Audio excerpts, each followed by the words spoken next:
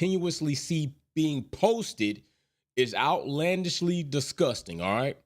So listen, we are here for two parts. This is my damn platform, and ever so often, there comes a time where I feel so compelled to say something about a topic, an event that is going on that may not be in motorsports. It's in sports. It may not even be in sports. It's in life. And today I feel compelled to do just that, because what I am seeing is what is similar to a witch hunt and what is Captain Save-A-Ho mentality. All right? Captain Save-A-Ho mentality is what I am seeing right now. And it is abruptly disgusting to see who it is from, how much of it is being spewed out here to just dirty up. I do mean dirty up Kennedy Carter, a woman WNBA basketball player who was attacked before she made her move. So if you don't want to hear the basketball talk, down below after the live, there will be links to go right to the Formula One talk. But I'm going to be talking about this shit because I got a problem with it. I got a big problem with it. And this is what I'm going to say. First of all, so I am just wowed. And people talk a lot of crap about here. I am just wowed at the amount of big platform sports commentators, talking heads, pundits that are putting this narrative out here like Kennedy Carter from the sky just ran up to Caitlin Clark and pushed her for no reason. Might I add, she flopped some. Pushed her for no reason. It is just astounding. I'm talking about ESPN. I'm talking about Fox Sports. I'm talking about platforms like Speak with damn Shady McCoy, Joy, and damn Acho, Emmanuel Acho's a buster anyway. I'm talking about, let's say, Stephen A. Smith. I'm talking about Nick Wright, Kevin Wiles, Chris Broussard. How is it that so many people that have so many resources to get the whole story managed to get one clip to indict Kennedy Carter for pushing Caitlin Clark? Did you not see the several other minutes or seconds of the play before we got there? Did we not see that? Let me tell you right now, I'm going to show y'all that because it is ridiculous that they are not putting this out. It is funny how they talk about, it's a basketball play. There's jealousy. There's, Carter, even though she didn't extend her hands. What about what Caitlin Clark did? Why is nobody talking about what Caitlin Clark did? 3 times before Kennedy Carter retaliated. Do you know what retaliation is? It's a reaction to something. That means she reacted to something that happened to her first. So what is it that happened to her first? You know what? We'll go into it. Let's go into what happened to Kennedy Carter before this blown out of proportion push that Caitlin totally flopped on. All right, she totally flopped on it. Okay, let's not act like Caitlin Clark didn't flop. She flopped, and I'm gonna show you that she's a flop artist. Very good basketball player. Very good basketball player. But we're gonna look at something first. So let's check this out. First of all, let's set the stage. What I am showing you right now is in America, some people, white people, think that they are entitled enough to go to their daughter's graduation and come on stage during the ceremony and push a black man off stage because you don't want him touching your daughter's hand. That is how I'm going to set the stage first, because this is the environment that we exist in. This whole put your cape on and go save somebody, we're going to talk about that too. So we're going to set the stage with that. Here it is. He thinks he's entitled enough to go on stage and push a black man off stage from touching his white daughter's hand. That is crazy.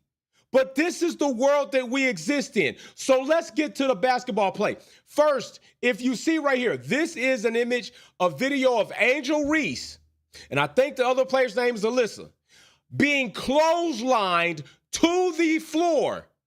To the floor. She's clotheslined to the floor. The other player walks off. What happened to all that? I'm just saying, what happened to all of that? What happened to the outcry for that? What happened to the egregious, oh, I can't believe they doing Angel Reese like this. I can't believe she did. I don't even fully remember hearing you all talk about the player that did it to an abundant amount like you talking about Caitlin Clark. And Caitlin Clark did 3 things before Kennedy Carter reacted. What happened to that? So why don't we hear that? What's up with that, Emmanuel Acho? What's up with that, Acho? Because, Acho, I watched your lame ass get on TV and try to act as though you were empathizing with black women in America and the struggles that they go through trying to be in sports that some idiot-ass people would say are man sports, like basketball, like motorsports racing, and then you proceeded to disrespect black women and their struggle to do so. Emmanuel Acho, you are a soft-shoeing ass person. You are a soft-shoeing ass person, bro. So why didn't I hear you all talk so boldly about that? I know why. You want to know why this is, people? That's because the play, I'm finna tell you right now, was a black woman on a black woman. What's going on, Mary Beanie? What's up, Galactus? What's up, y'all? A black woman on a black woman. We ain't talking about all that, right? Okay, so here we go.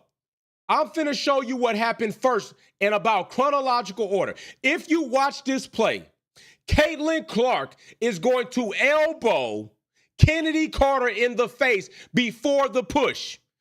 Check it out. Here's the elbow. Kennedy Carter is right here by Caitlin Clark.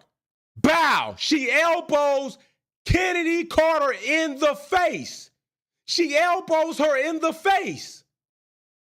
Oh, that's not enough? Okay, we're going to go further on. Here we go. Here's Caitlin Clark, Miss I Need Protection badass, talking shit while as she already just elbowed Kennedy in the face. Now she going to turn around and talk shit.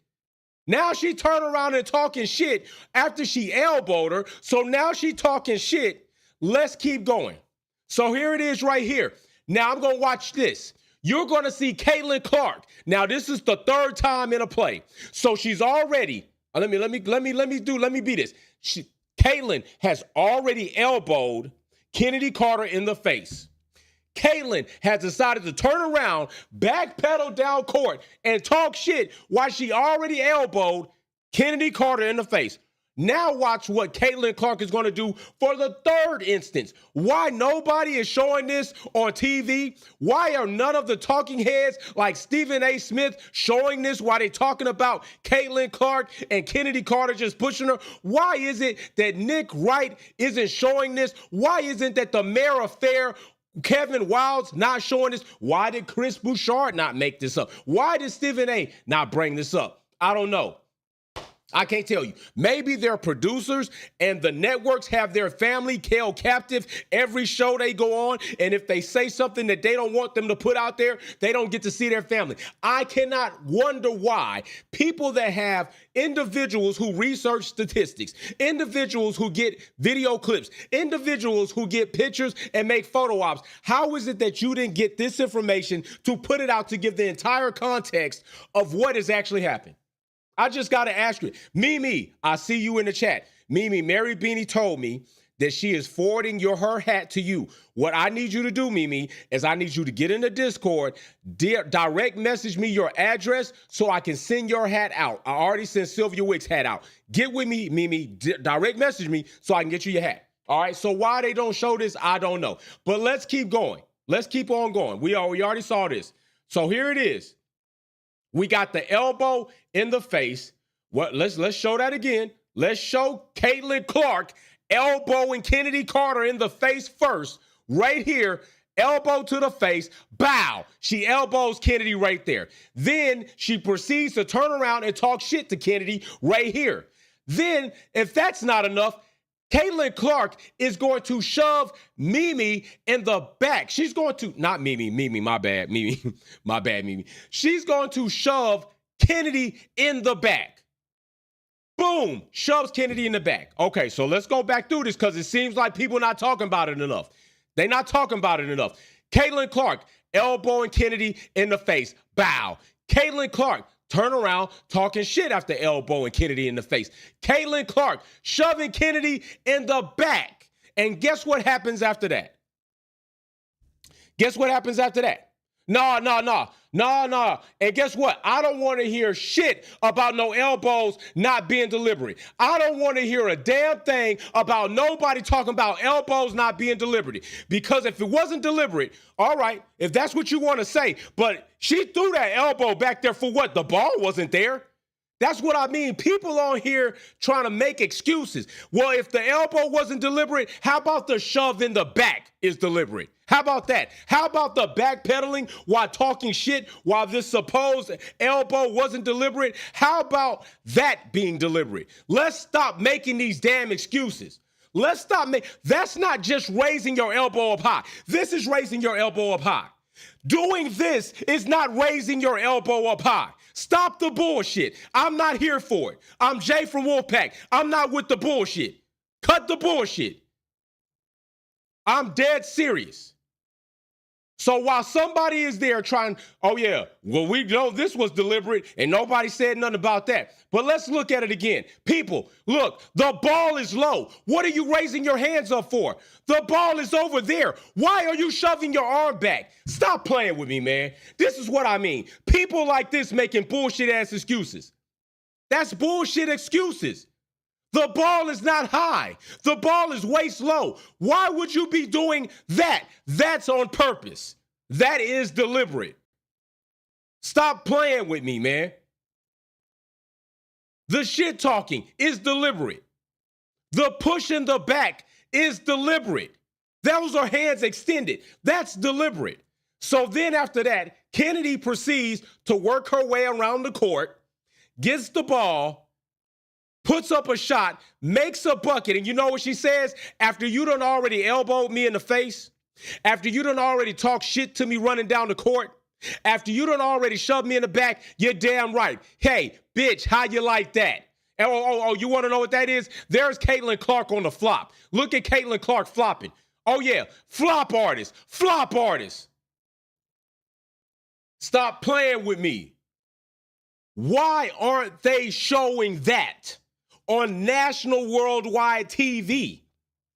I'm just asking. Stephen A., Kevin Wildes, Mayor of Fair, Nick Wright, Mr. Consistency, Chris Bouchard, Mr. S-Bob, Emmanuel Acho, soft shoe ass. Matter of fact, Shady McCoy, you need to shut the hell up. I cannot believe you called Caitlin Clark the best NCAA basketball player of all times. Are you shitting me? Are you shitting me? I have watched NFL players, Robert Griffin III, as a matter of fact, Shady McCoy, Emmanuel Acho, bro, you wasn't even good enough in the league to barely be a practice squad player. You sucked in the NFL. And y'all go up here calling Caitlin Clark the best basketball player of all college? Are you crazy? If I'm not mistaken, Angel Reese beat Caitlin Clark to get a championship doing that, right? Yeah. Okay. If I'm not mistaken, Caitlin Clark failed to take her team to a championship and win. If I'm not mistaken, Caitlin Clark just got done being beat in the national championship. So what and where have you all ever championed a player, whether male or female? No, let's stick to male. Male in the sport of football, and called them one of the greatest when they were unable to get their team over the hump and achieve a championship. You don't. You don't. You haven't done it because you don't agree with it. But all of a sudden, Caitlin Clark is a very good basketball player. I'm going to tell you right now, very good basketball player. Shooting up threes. Always some type of comparison to her and Steph Curry. But guess what? She ain't never won a championship. She never won a championship. Angel Reese, champion. Champion. South Carolina, champions. Caitlin Clark, if she's supposed to be the greatest, why couldn't she get her team over the hump several seasons to win a championship? Stop playing. Stop playing. She's not the greatest. She's very good. If you want to say she's going to be in the discussion or among the greats, very good. But I have never seen football players champion another player that was unable to get their team to a championship and be a benefactor of why they won a championship. Caitlin Clark has never been that. Never been that. And another thing I get tired of. This is another thing I get tired of. I am absolutely tired of these people giving double standards to women in sports.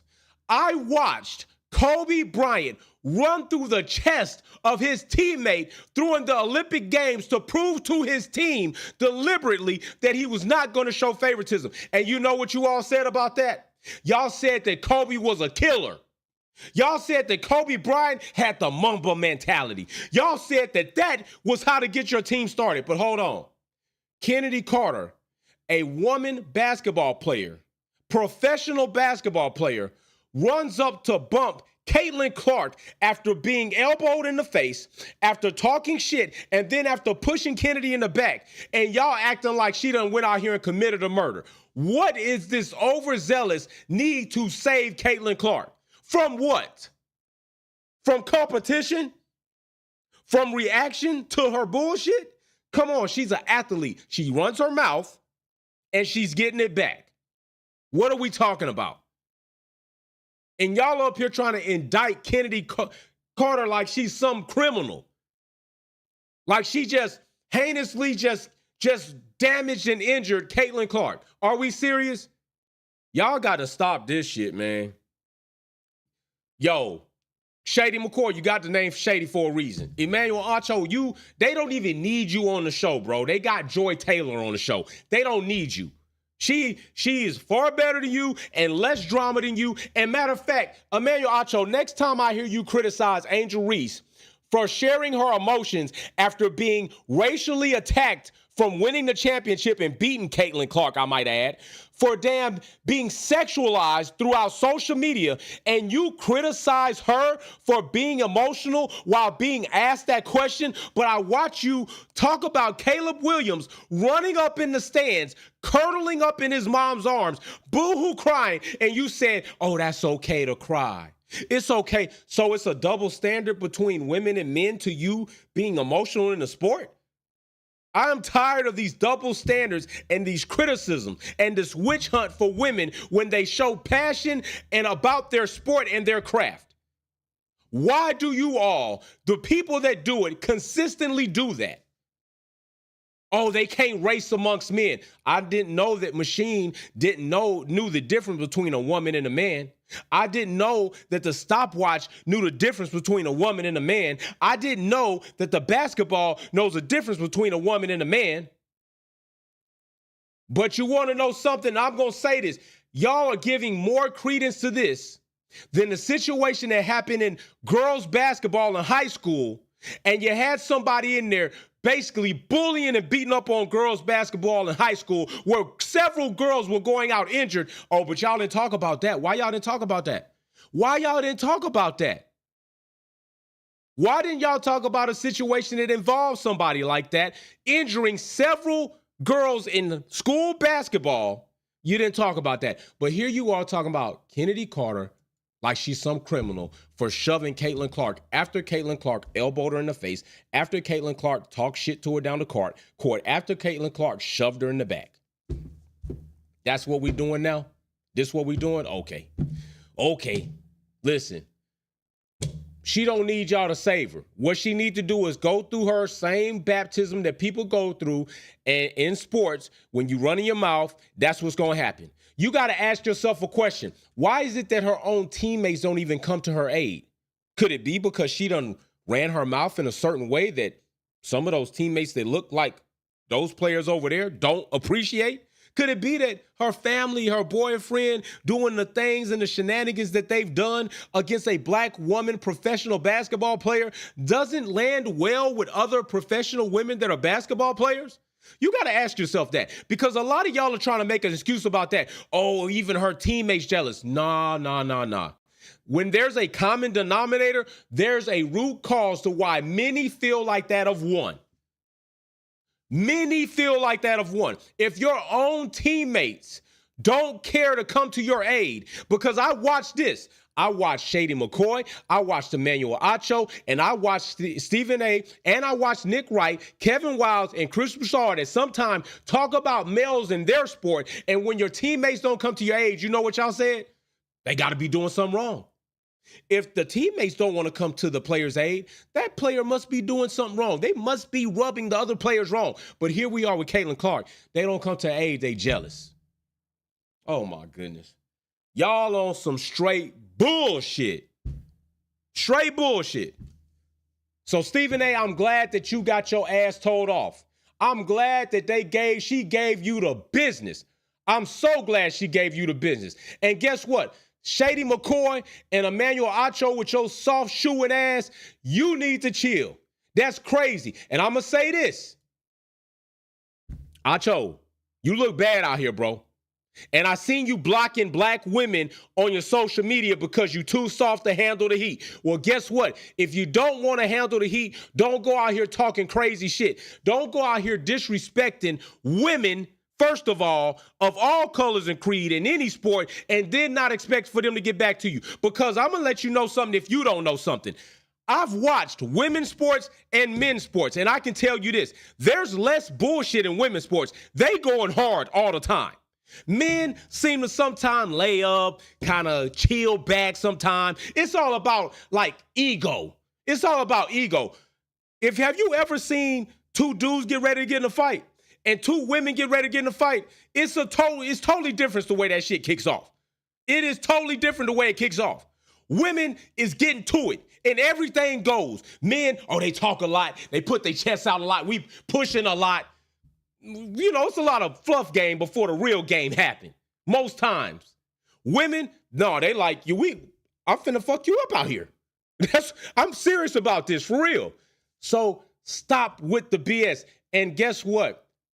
Nick Wright, bro, you missed the consistency. And sometimes you're on your shit, except for when you harshly criticize Kyrie on some BS. But I'm gonna let it slide because I can go there on some historical facts that'll make you look crazy.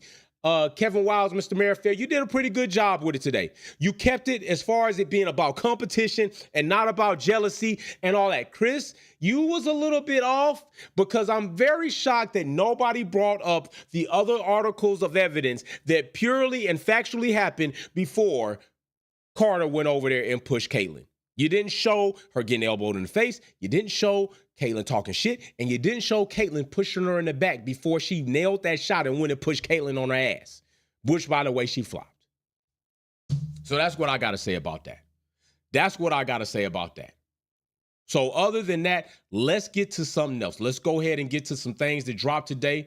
We know that news dropped today. We already heard about it. And talking about it, you see it, Perez gets his deal. Perez extends with Red Bull. Why does this happen? This shoe finally drops, which in a way puts a change of pattern in Carlos Sainz's ability, or what we thought Carlos might go to Red Bull. Okay? Now, some might be saying, why would they extend Perez? I think all of us at some point in time have either overly criticized Perez or justifiably criticized Perez on his lack of performance in what we know to be one of the most dominant cars in Formula One history, his lack of performance in a car which we know to be the fastest on track up until questionably coming into recently these last few races with Lando winning and McLaren showing extreme increase in pace to rival Red Bull at certain circuits. Now, we're going to see if this is going to continue later on. Why would they sign Perez? Why would they extend Perez 2 years even? 2 years. You want to know why? Because they don't want Carlos in that other car. You want to know why? Because Max is fragile, and they do not want to put Max next to somebody that is going to pressure him.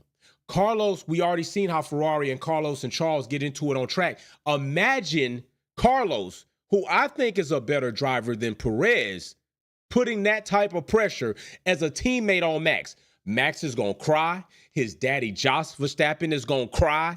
And then next thing you know, Carlos is not going for it. Carlos Sr. is not going for it. It's not going to be a good situation. They don't want to put anybody that could technically match Max at some point in time and put pressure on him. They don't want to do it.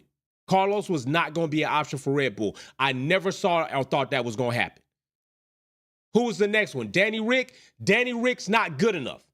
Danny Rick hasn't shown that they even want to take the chance of putting him in a Red Bull, because right now it's a clown show with Danny Rick. How do you put Danny Rick in a Red Bull while you got Yuki consistently outperforming Danny Rick? That would look crazy, and I ain't gonna lie to you. I would borderline, I would be out here like, that is some discriminating ass shit. If I saw them give Danny Rick the Red Bull seat and skip over Yuki, oh no. Oh no. I don't know how you come to that besides discrimination. You had your chat picked. He wasn't going to make it, but you didn't want to go against your pick, so you put him in there. So I'm glad they didn't do that. Red Bull did something at least half-wit right. Half-wit right. So then who else would it be? Ocon? No, Ocon's not going to be there. They'd never sign Ocon with Max there, because we've already seen what Ocon does with his teammates and what he does to anybody else on the track when he's highly competitive. Elbows come out, and Max is not going to be any different. Plus, don't forget, Max shoved Ocon in the garage in Brazil. That's not a good match. So all you're going to do is take a bad driver pairing with Gasly and Ocon and mix it with an even worse driver pairing and most recent shove on track with Ocon and Max Verstappen. That ain't going to work either. Who's your other options? You're not bringing in nobody else. Alonso already signed, and that won't even happen. They're not going to put a driver next to Max Verstappen that will end up putting pressure on Max Verstappen. He doesn't do good under pressure. He doesn't do good under direct pressure. True enough, he could be in a race in some situations where he's going to have to push harder, but he's already front running. He does not do good or well with side-by-side racing. We've seen that, and until I see something of abundantly different with a lot more evidence on it, I'm going to say that that's true. He's not going to do well if McLaren continue to improve. You're going to hear Max consistently and more abruptly complain about the car, complain about his setup, complain about everything besides for himself. When the fact and the truth is, now that there are teams with equal comparing and competing cars on track, you have to drive every weekend we race. This was always going to happen. This was always going to happen. It's impossible for it not to happen.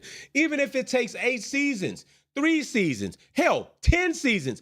Eventually, teams will catch up and other teams will fall. Red Bull, like I told you all, has to see about breaking through the ceiling of 4 championships. It looks like that might be their plateau.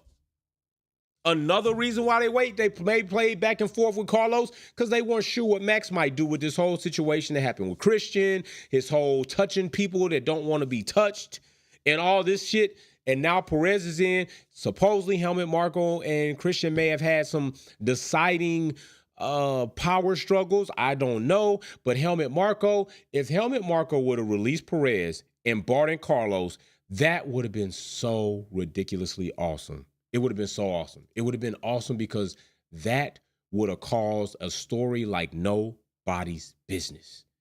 Do you hear me? Carlos and Max in the same team. Carlos Sainz Sr. and Jos Verstappen, manslaughter, vehicular drive ass capping in the same garage. Oh my goodness. Hey, Drive to Survive. You got 3-4 episodes just on that alone. So Perez, at least till 2026, new regulations change.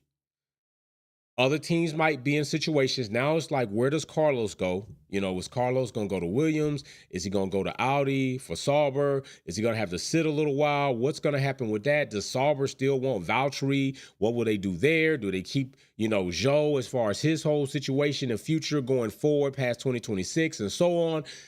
Audi's not, I already told you all, I don't think Audi are keeping Zhou or Valtteri if they even happen to be there by then.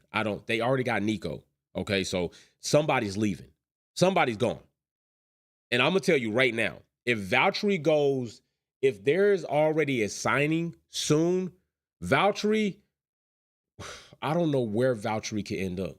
I really don't. I don't know where Valtteri could end up. I don't think Williams would want Valtteri at this point in time. I think Williams are feeling that they may be headed somewhere, even though it may not be as fast as the teams. They have a good, solid driver in Albon. And right now, with the seats that are locked up, I don't think Albon's going in there. Alpine's going to be wide open. Maybe Valtteri goes to Alpine. Alpine and Valtteri could go very well. It's low pressure. There's not a lot of expectation there for Valtteri. There's plenty of room for Valtteri to give his experience and his input on maybe what the team should and shouldn't do. It's a rebuild going on. Matter of fact, I got Alpine colors right here. Shit, I got Alpine colors right here. Alpine colors. I'm just saying, maybe that's a place where I would feel Valtteri should go. I think Valtteri should go there than Williams, because if you go to Williams, I'm not sure Valtteri is. Let's be fair. Sauber is not the team right now to just make a driver feel as if it's me and not the car. At the same time, I'm not sure that Valtteri at Williams is going to do much for them, but be a bit safer than Logan Sargent. But I'd have to see. But then on top of that, Williams, you might want to be a little bit more selecting about your future, because I think you're going somewhere. Alpine, they ain't going nowhere right now. And I think Valtteri being there, like I said, less stress for him, less expectations, more opportunity for him to be a number one and put in information in the team. I don't know if they're going to sit on Gasly. I don't know if they're going to sit on Gasly or not. I really thought that they would let Gasly go before Ocon, but they let Ocon go before Gasly. If they retain Gasly, then definitely maybe Valtteri goes there. Maybe that's a place for him. So it's just, I'm not surprised by the Red Bull signing of Perez. Even after everything Perez has done, the targets he's missed, he's 5th in the driver championship right now, which even to me, I'm well aware of what Red Bull is. I'm well aware of it. Sylvia Wick Kelly, I sent your package out, Sylvia Wick. Your package is in FedEx hands as we speak. I'm well aware that Red Bull is still the most dominant team, although being heavily rivaled by McLaren. And matter of fact, hold on. Is it time for us to change that yet? Let me check that. Let me check that constructor. Let me check the constructor lineup, see if it's time for us to change that, because that might be something that I need to change.